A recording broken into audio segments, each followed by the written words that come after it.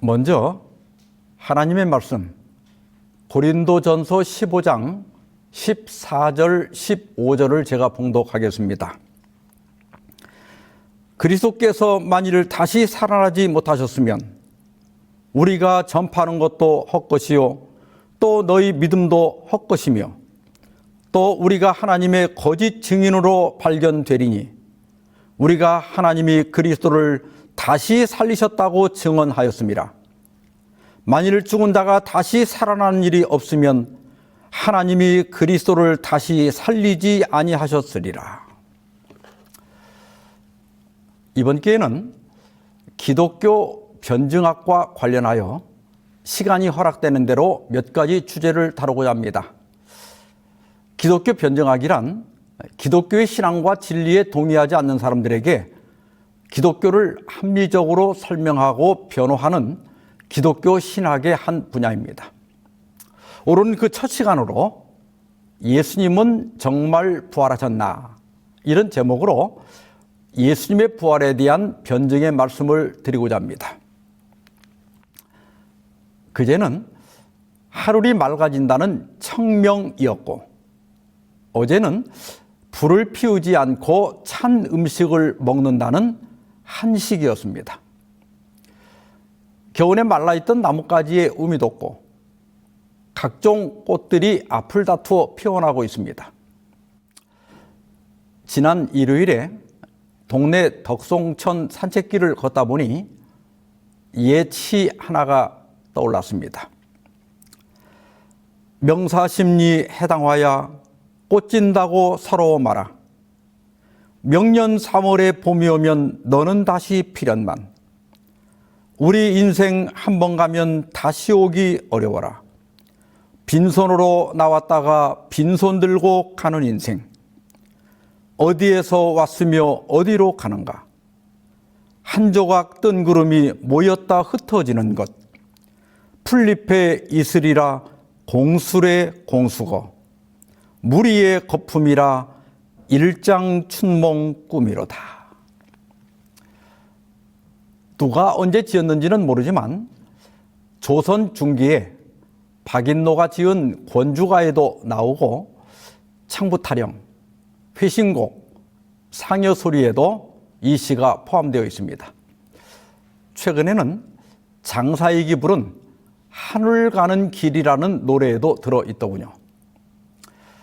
사람을 만물의 영장이라고 하지만 어찌 보면 나무만도 못한 것이 인생입니다. 잎은 시들고 꽃은 떨어져도 내년이면 다시 음이 돋고 꽃이 피지만 우리 인생은 한 번 가면 끝나는 겁니다.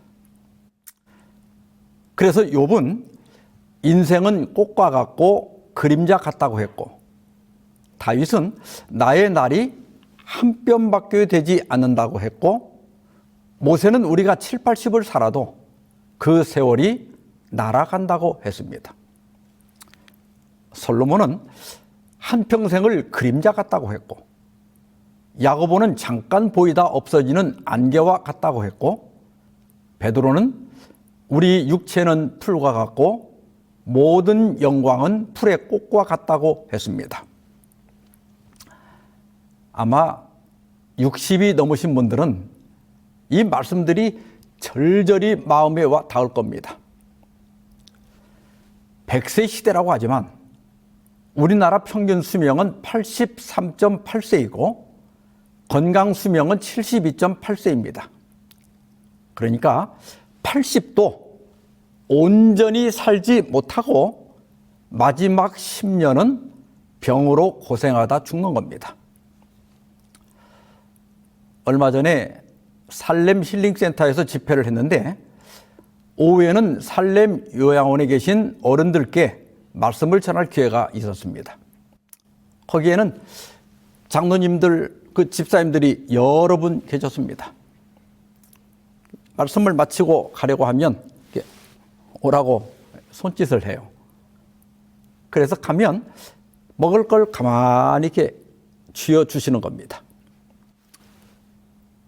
모두들 전에는 교회에서 크게 활동했던 분들인데 이제는 아무것도 할 수 없게 되어 요양원에 의탁해 계신 겁니다. 저는 그분들을 이렇게 쭉 보면서 10년 혹은 15년 후에는 내가 저 자리에 앉아 있겠지 하는 생각을 했습니다. 인공지능에게 노화와 관련된 연구가 어디까지 진행이 되었는가? 노화를 늦추거나 혹은 회춘이 가능한가? 이렇게 질문을 해봤습니다. 그랬더니 상당한 진전이 있기는 하지만 이러한 발견 중 다수가 초기 단계에 있거나 혹은 동물 모델에서 관찰되었다는 점에 유의하는 것이 중요합니다. 이렇게 답하는 겁니다. 내 생전에 덕보기는 틀린 것 같고 이제 유일한 소망은 부활밖에 없구나 하는 생각이 들었습니다. 오늘 본문에서 바울은 그리스도의 부활의 중요성에 대해서 말합니다. 만일 그리스도의 부활이 가짜라면 우리가 전하는 복음도 헛것이고 우리가 믿는 믿음도 헛것이라는 겁니다. 더구나 그리스도의 부활이 없다면 우리의 부활도 없는 겁니다. 그래서 기독교 신앙에서 예수님의 부활은 절대적입니다. 정말 예수님의 부활이 없었다면 기독교는 존재할 필요가 없는 것입니다. 그렇다면 예수님은 정말 부활하셨는가? 이에 대하여 많은 역사적 증거들과 정황적 증거들이 있습니다. 미국의 기독교 변증가로서 역사적 예수라는 유명한 책을 쓴 게리 하버마스 박사에 따르면 예수님의 생애에 대한 고대 자료가 45개가 있는데 그 중에 비그리스도인 자료가 17개나 된다고 합니다. 그 중에 요세푸스가 90년경에 쓴 유대 고대사에는 플라비우스의 증언으로 알려진 유명한 글이 있습니다. 이 무렵 예수라는 지혜로운 사람이 있었다. 사실 그를 사람이라고 부르는 것이 합당한지 모르겠다. 왜냐하면 그는 놀라운 일들을 행했고 진리를 기꺼이 받아들이는 사람들의 스승이었다. 그는 많은 유대인과 이방인들을 자기에게로 이끌었다. 그는 그리스도였다. 빌라도가 유대 유력 인사들의 고발로 그를 십자가에 처형했지만 처음부터 그를 사랑하던 사람들은 그를 버리지 않았다. 3위로 그는 부활하여 그들에게 나타났다. 하나님의 선지자들은 이러한 일들과 그에 관한 수많은 놀라운 일들을 예언했다. 그에게서 유래하여 그리스도인이라고 불리는 사람들이 오늘날까지도 남아있다. 예수님의 부활은 믿음의 문제가 아닙니다. 그것은 실제로 있었던 역사적 사실입니다. 신약 성경의 영감성을 믿지 않는다 하더라도 예수님의 부활과 관련하여 비판적인 학자들도 인정하는 세 가지 진실이 있습니다. 첫째는 예수님의 빈 무덤이 여성들에 의해 발견되었다는 것이고, 둘째는 예수님의 제자들이 부활하신 예수님을 실제로 만났다는 겁니다. 그리고 셋째는 부활 중심의 메시지로 기독교가 설립되고 성장했다는 사실입니다. 예수님의 부활을 다루는 대부분의 학자들은 학파에 상관없이 이 세 가지 진리에 동의하고 있다고 합니다. 그리고 이 세 가지 진리를 다 듣는다면 무조건 부인하기로 작정한 사람이 아니라면 그리스도의 부활을 인정할 수밖에 없다고 하는 겁니다. 첫 번째 진실은 예수님의 빈 무덤에 관한 것입니다. 누가복음 24장 1절로 3절입니다.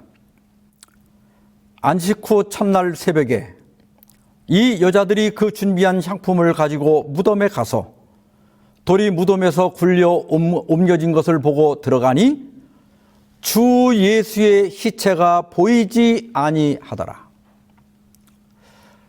예수님의 시체가 없어졌다는 이 진술이 과연 사실일까요? 성경의 영감을 믿지 않는다 하더라도 이 기록이 사실이라고 믿을 수밖에 없는 이유는 여러 가지가 있습니다. 첫째는 예수님이 장사된 그 도시에서 부활을 전파했다는 사실입니다. 만일 예수님이 부활하지 않았고 예수님의 시신이 무덤에 그대로 있다면 누가 그걸 믿겠습니까? 그래서 독일 루터교 신학자인 폴 알트하우스는 이렇게 말했습니다. 무덤이 비어 있다는 것이 모든 관계자들에게 사실로 확인되지 않았다면 부활의 선포는 예루살렘에서 단 하루, 단 한 시간도 유지될 수 없었을 것이다. 그렇습니다. 얼마 전에 예수께서 처형된 것을 예루살렘 시민들이 다 아는데 바로 그곳에서 부활을 전파했다는 것은 예수님의 무덤이 비어 있었다는 분명한 증거입니다. 둘째는 유대인들이 시신 도난설을 퍼뜨렸다는 겁니다. 마태복음 28장 11절로 15절에 보면 유대인들이 로마 경비병들에게 돈을 주면서 제자들이 예수님의 시신을 도둑질에 갔다고 하라고 시키는 장면이 나오고, 또 마태복음이 기록되던 그 당시에도 이 말이 오늘날까지 유대인 가운데 두루 퍼져 있다고 했습니다. 이것은 유대인들이 예수님의 빈 무덤을 인정하고 있다는 증거입니다. 사실 유대인들은 미리 빌라도에게 요청해서 예수님의 무덤을 인봉하고 경비병까지 세웠습니다. 그런 유대인들이 빈 무덤을 인정한 것은 그것이 역사적 사실이라는 강력한 증거입니다. 셋째는 예수님의 장례에 대한 정확한 기록입니다. 신약학자들은 예수님의 장례에 대한 기록이 잘 정립된 역사적 사실이라는 데 동의하고 있습니다. 왜냐하면 아리마대 요셉이나 니고데모 같은 사내들인 회원들이 언급되어 있기 때문입니다. 이 사람들은 꾸며낸 이야기에 나오기에는 너무나 잘 알려진 사람들입니다. 그래서 예수님의 장례에 대한 기록은 틀림없는 사실이라는 겁니다. 그렇다면 예수님의 빈 무덤에 대한 기록도 사실일 가능성이 높다는 겁니다. 왜냐하면 예수님의 장례가 분명한 사실인데 예수님이 정말로 부활하지 않았다면 제자들이 빈 무덤에 대해 증거할 수가 없었기 때문입니다. 따라서 빈 무덤은 역사적 사실이라고 하는 겁니다. 넷째는 빈 무덤의 증인들이 여성이었다는 겁니다. 당시 유대에서 여성의 증언은 무가치한 것으로 여겼다고 합니다. 그래서 막달라 마리아를 비롯해서 여러 여자들이 빈 무덤에 대해서 말했을 때 사도들은 그들의 말이 허탄한 듯이 들려 믿지 않았다고 했습니다. 미국의 기독교 변증가인 윌리엄 크레이그 박사는 이렇게 말했습니다. 만약 빈 무덤에 관한 이야기가 전설이라면 빈 무덤을 남성 제자들이 처음 발견한 것으로 만들어졌을 가능성이 높다. 증언의 가치가 없다고 여겨졌던 멸시받던 여성들이 빈 무덤의 실체를 입증하는 주요 증인이었다는 사실은 좋든 싫든 간에 그들이 실제로 빈 무덤을 발견한 사람들이었다는 것 외에는 달리 설명할 수 없다. 당시 문화적 배경에서 예수님의 빈 무덤에 대한 첫 증인들을 여성으로 기록하고 있다는 것은 성경의 진술이 사실이라는 것을 증거하고 있다는 겁니다. 따라서 우리는 예수님의 무덤이 비어 있었다는 역사적 사실을 믿을 수 있습니다. 이 밖에도 여러 논증들이 있지만 시간 관계상 이 정도 말씀을 드리겠습니다. 예수 부활과 관련된 두 번째 진실은 부활한 예수님을 실제 만났다는 증언들입니다. 우리가 이러한 증언들을 믿기 위해서 성경의 영감성을 믿지 않아도 됩니다. 왜냐하면 사실이 아니고는 그런 식으로 기록될 수가 없기 때문입니다. 먼저 고린도전서 15장 3절로 8절을 보겠습니다. 내가 받은 것을 먼저 너에게 전하였노니 이는 성경대로 그리스도께서 우리 죄를 위하여 죽으시고 장사 지낸 바 되셨다가 성경대로 사흘 만에 다시 살아나사 게바에게 보이시고 후에 12 제자에게와 그 후에 500여 형제들에게 일시에 보이셨나니 그 중에 지금까지 대다수는 살아있고 어떤 사람은 잠들었으며 그 후에 야고보에게 보이셨으며 그 후에 모든 사도에게와 맨 나중에 만삭되지 못하여 난 자 같은 내게도 보이셨느니라. 부활하신 예수님을 본 사람이 한두 명이 아니라는 겁니다. 바울은 내가 받은 것을 먼저 너에게 전했다고 했습니다. 고린도전서는 57년 봄에 기록한 겁니다. 십자가 이후 불과 26년밖에 지나지 않았을 때입니다. 바울은 그리스도의 죽음과 부활에 관한 교훈들을 직접 계시와 목격자들을 통해서 받았고 그것을 먼저 고린도 교인들에게 전했다는 거예요. 또한 바울은 부활하신 예수님을 만난 사람들의 이름을 일일이 언급하면서 특히 500여 명이 갈릴리에 있는 산 위에서 함께 본 것을 이야기합니다. 그리고 그들 대다수가 26년이 지난 현재도 살아있다는 겁니다. 이러한 목격담에 대해 세 가지 견해가 있을 수 있습니다. 첫째는 그들이 거짓말을 하고 있다는 견해입니다. 예수님이 부활하지 않았지만 제자들이 부활 이야기를 만들어서 거짓말을 하고 다닌다는 겁니다. 그렇다면 제자들이 거짓말에 자기들의 목숨을 걸고 있다는 건데요. 사람이 정말 그럴 수 있을까요? 여기 도표에서 보시는 것처럼 세베대의 아들 야고보는 예루살렘에서 처형당했고 마태는 에티오피아에서 칼에 찔려 죽었으며 알파오의 아들 야고보는 예루살렘에서 돌에 맞아 죽었습니다. 베드로는 로마에서 십자가에 거꾸로 매달려 죽었고 유다 다데오는 레바논에서 몽둥이에 맞아 죽었습니다. 또한 안드레는 그리스에서 X자 십자가에 달려 죽었고 도마는 인도에서 창에 찔려 죽었습니다. 열심당원 시몬은 브리튼에서 십자가에 달려 죽었고 빌립도 터키에서 십자가에 달려 죽었고 또 바돌로메 즉 나다나엘은 아르메니아에서 산채로 가죽이 벗긴 후에 십자가에 처형되었다고도 하고 어떤 기록에는 참수되었다고도 합니다. 사람이 거짓에 속아서 그것을 진실이라고 믿고 죽을 수는 있습니다. 그러나 그것이 거짓이라는 것을 뻔히 아는데 그것도 자신이 꾸며낸 거짓말 때문에 저렇게 목숨을 바친다? 그게 과연 가능할까요? 상식적으로 있을 수 없는 일입니다. 그래서 대부분의 학자들은 예수님이 제자들에게 나타나셨다는 사실은 인정하고 있습니다.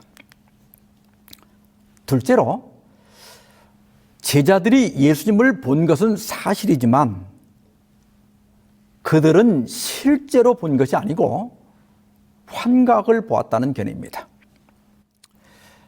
환각이라고 하는 것은 감각기관을 자극하는 외부 자극이 없는데도 마치 어떤 사물이 있는 것처럼 지각하는 것입니다.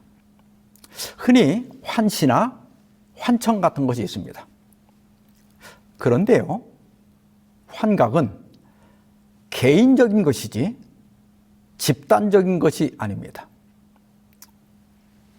혹시 여러분 중에 어젯밤에 꿈을 꾸신 분이 있다면 그 꿈을 이야기하고 똑같은 꿈을 꾼 사람이 한 사람이라도 있나 확인해 보십시오. 절대 그런 일은 일어나지 않습니다. 부활하신 예수님을 만났다는 제자가 단 한 사람뿐이라면 환각으로 의심할 수도 있을 겁니다. 그런데 부활하신 예수님을 본 사람은 한두 사람이 아닙니다. 더구나 500여 명이 같이 봤고 그 중에 대다수가 지금 살아있다는 것은 예수님의 부활이 환각이 아니라 사실이라는 강력한 증거가 되는 겁니다. 또한 이것이 환각일 수 없는 이유는 부활하신 예수님을 그들이 만지고 함께 먹고 마셨다는 사실입니다. 누가복음 24장 37절로 43절에 보면 제자들은 부활하신 예수님을 보고 너무 놀라고 무서워했습니다. 그래서 그 보는 것을 영으로 우리식으로 하면 귀신이라고 생각했다는 겁니다. 그래서 예수님은 자기 손과 발을 보이면서 이렇게 만져보라고 하시고 그래도 미심쩍어 하니까 먹을 것을 달라고 하셔서 그들 앞에서 잡수셨다고 하는 겁니다. 여러분, 이것은 절대 환각이 아닙니다. 그리고 이러한 환각설은 바울의 회심을 설명할 수가 없습니다. 기독교를 박해하던 바울이 환각을 보고 회심하여 예수님의 제자가 되었다? 있을 수 없는 일입니다. 뿐만 아니라 제자들이 예수님을 만난 것이 환각이라면 빈 무덤에 대해서는 어떻게 설명하겠습니까? 그렇다면 결론은 하나입니다. 그들이 부활하신 그리스도를 실제로 보았다는 겁니다. 그게 사실이니까 제자들은 예수님이 부활하셨다고 증거했고 순교도 마다하지 않은 겁니다. 그리스도의 부활을 믿지 않는다면 빈 무덤에 대해 설명할 수 없고 또한 수백 명이 부활하신 예수님을 만났고 또 만져보았고 같이 음식까지 먹었다는 사실도 설명할 수가 없게 됩니다. 그래서 그리스도의 부활은 역사적 사실이고 그것을 믿는 것이 더 합리적인 겁니다. 셋째로, 기독교의 존재가 부활에 대한 강력한 증거입니다. 왜 그럴까요? 백성들이 예수님의 가르침과 기적에 열광하고 그를 추종할 때는 제자들의 믿음이 괜찮아 보였습니다. 그러나 예수님이 체포되자 어떤 일이 벌어졌습니까? 제자들이 다 예수를 버리고 도망하니라. 한 방에 무너진 겁니다. 예수께서 스가랴서를 인용하여 예언한 대로 목자를 치자 양들이 흩어져 버린 겁니다. 그리고 그렇게 큰 소리 쳤던 베드로도 어떻게 됐습니까? 처음에는 부인했고 두 번째는 맹세하고 또 부인했고 세 번째는 저주하며 맹세하여 부인했습니다. 그들은 예수님과 3년 반을 함께 했지만 무너지는 것은 순간이었습니다. 일요일 새벽에 막달라 마리아가 제자들에게 달려가 예수님이 부활한 소식을 전했지만 제자들은 어떻게 했습니까? 이날 곧 안식 후 첫날 저녁 때에 제자들이 유대인들을 두려워하여 모인 곳의 문들을 닫았더니 예수께서 오사 가운데 서서 이르시되 너희에게 평강이 있을지어다. 제자들은 여전히 두려워했고 문들을 닫았습니다. 그냥 닫은 게 아니고 사실은 빗장을 걸었습니다. 그런데 이런 겁장이들이 왜 어떻게 해서 180도 달라지게 됩니까? 그것은 부활하신 예수님을 만났기 때문입니다. 그리고 오순절을 기점으로 그들은 길거리로 뛰쳐나옵니다. 그리고 담대히 그리스도의 부활을 증거합니다. 사도행전에서 제자들의 설교의 핵심은 예수님의 부활이었습니다. 사도행전 2장 32절입니다. 이 예수를 하나님이 살리신지라 우리가 다 이 일의 증인이로다. 3장 14절 15절 너희가 생명의 주를 죽였도다. 그러나 하나님이 죽은 자 가운데서 그를 살리셨으니 우리가 이 일의 증인이라. 4장 33절 사도들이 큰 권능으로 주 예수의 부활을 증언하니 무리가 큰 은혜를 받아. 5장 30절 너희가 나무에 달아 죽인 예수를 우리 조상의 하나님이 살리시고. 예수님이 부활하셨다는 소식은 세상을 뒤집어 놓았습니다. 도망하고 흩어졌던 제자들이 다시 모이고 수많은 사람들이 예수님을 그리스도로 받아들였습니다. 복음은 예루살렘을 넘어 유대와 사마리아로 퍼져나갔고 소아시아, 그리스, 그리고 로마 전역으로 퍼져나갔습니다. 로마 당국은 기독교를 없애려고 300년 동안 노력했지만 결국 313년에 밀라노 칙령으로 기독교를 합법화했고 4세기 말에는 로마 제국의 국교가 되었습니다. 그리고 기독교는 에티오피아, 이집트를 비롯한 다른 지역으로 계속 확산되었고 실크로드를 따라 아시아까지 퍼졌습니다. 2024년 현재 기독교인 수는 약 26억 명으로 전 세계 인구의 약 36%나 됩니다. 무엇이 기독교를 이런 세계적인 종교로 만들었습니까? 바로 예수께서 부활하셨다는 역사적 사실 때문입니다. 그러므로 기독교 자체가 예수께서 부활하셨다는 강력한 역사적 증거가 되는 겁니다. 예수님은 정말 부활하셨나? 오늘 우리는 세 가지 역사적인 사실들을 살펴보았습니다. 예수님의 무덤은 비어 있었고 많은 사람들이 부활한 예수님을 보고 만지고 체험했으며 부활은 초대교회 메시지의 토대였고 그 토대 위에 기독교는 세계적인 종교가 되었습니다.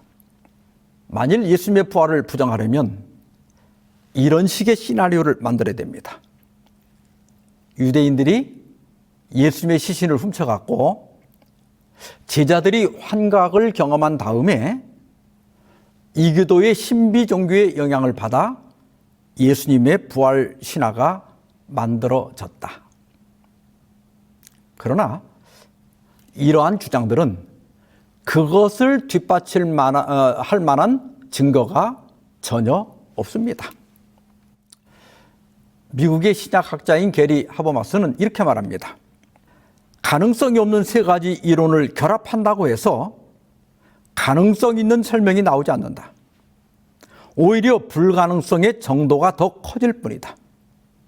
그것은 마치 새는 양동이 안에 새는 양동이를 넣고 그것들이 서로 새는 것을 막는데 도움이 되기를 바라는 것과 같다. 결국 물난리만 날 뿐이다. 예수님의 빈무덤, 부활하신 예수님에 대한 목격담, 그리고 그리스도의 설립과 성장을 설명할 수 있는 가장 합리적인 이론은 예수께서 죽음에서 부활했다고 믿는 겁니다. 각각의 사실들은 충분한 역사적 증거가 있습니다. 저는 예수님의 부활을 믿습니다. 그래서 예수님이 다시 오실 때 우리도 부활할 것을 믿습니다. 이제 제 경험을 말씀드리고 오늘 변증을 마무리하고자 합니다. 약 30년 전에 제가 방배중학교에서 심화하고 있을 때 지구 목회자들과 장로들 부부가 충남 예산에 있는 수덕사로 소풍을 갔습니다. 우리 목사들도 절로 소풍을 갑니다. 수덕사에 들어가니까 부처님의 진신사리를 친견하는 영광을 누리시라 이런 안내문이 써 있었습니다. 그래서 건물 안에 들어가 보니까 커다란 유리상자 안에 붉은 천으로 덮인 받침대가 있고 그 위에 사리가 모셔져 있었습니다. 그때는 카메라가 없어서 사진을 못 찍었고 이 사진은 인터넷에서 비슷한 것을 다운받은 겁니다. 저 유리병 안에 오른쪽 사진에서 보는 것처럼 쌀알 만한 사리가 있는 것을 직접 보았습니다. 불자들이 부처님의 진신사리를 친견하는 것은 그분의 육신과 마음을 동시에 친견하는 것과 같다고 합니다. 그래서 그것은 나름대로 감동적인 경험이었습니다. 2, 3년 후에 동료 목사님들과 성지 연수를 가게 되었습니다. 예루살렘에 도착해서 예수님의 무덤을 보러 갔습니다. 예수님의 무덤을 보러 간다는 생각에 그날은 약간 흥분되기도 했습니다. 처음에 간 곳은 성묘교회인데 한참을 기다려서 무덤 안에 들어갔지만 본래 바닥은 볼 수 없었고 그곳을 덮어놓은 대리석만 만져보고 나왔습니다. 그 다음에 가이드는 우리 일행을 예루살렘 성벽 바깥에 있는 정원 무덤으로 데려갔습니다.